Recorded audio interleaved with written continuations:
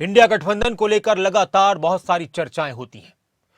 एक मीटिंग थी, virtually meeting, जिसमें इंडिया गठबंधन के जो दल हैं उसमें शामिल पार्टियों के कई नेता शामिल हुए। लेकिन इस मीटिंग में, इस वर्चुअली मीटिंग में अखिलेश यादव नहीं थे, उद्धव ठाकरे नहीं थे और ममता बनर्जी नहीं थी। इसके साथ ही एक और बड़ी खबर निकलकर सामने आई कि नीतीश कुमार ने इंडिया गठबंधन का संयोजक बनने से इनकार कर दिया है। अब एक सवाल इसी को लेकर है कि नीतीश कुमार नहीं तो फिर कौन बनेगा इंडिया गठबंधन का संयोजक।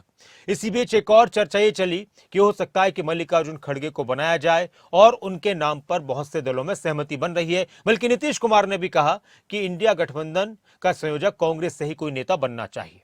हालांकि अभी तक सीटों के बंटवारे को लेकर संयोजक के नाम पर बहुत सारी बातें अभी फाइनल होनी है।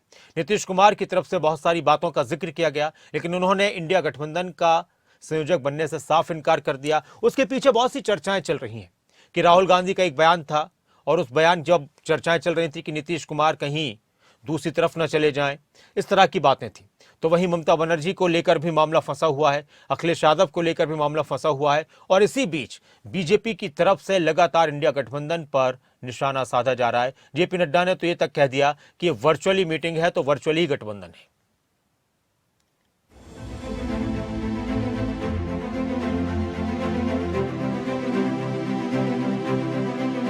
एक तरफ 24 के चुनाव को लेकर मोदी को हराने के लिए इंडिया गठबंधन सीट बंटवारे को लेकर चर्चा में जुटा है, दूसरी तरफ गठबंधन के ही नेता इस गठबंधन में शामिल दलों पर निशाना साध रहे हैं। ताजा बयान कांग्रेस के नेता अधीर रंजन चौधरी का है, जिन्होंने पश्चिम बंगाल की सीएम ममता बनर्जी पर तीखा हमला बोला है।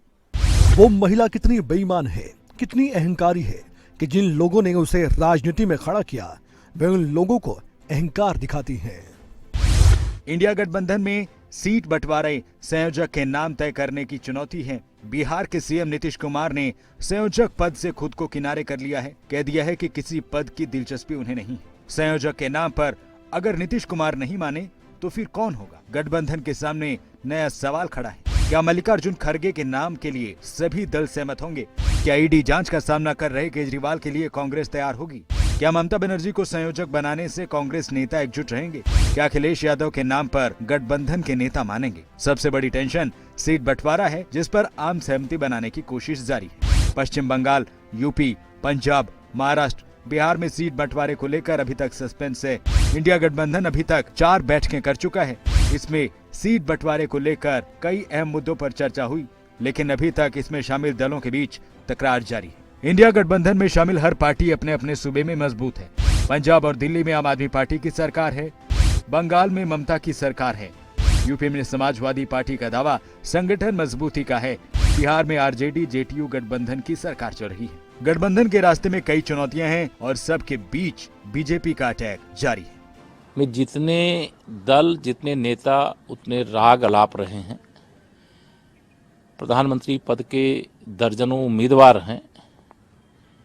जैसे शादी विवाह में फूफा नाराज हो जाते हैं, उसी प्रकार से इंडी गठबंधन का कोई ना कोई दल हर दिन नाराज और हर दिन प्रसन्न होता रहता है और सब कांग्रेस के सरदार श्री राहुल गांधी जी को प्रधानमंत्री बनाने के लिए कोशिश कर रहे हैं।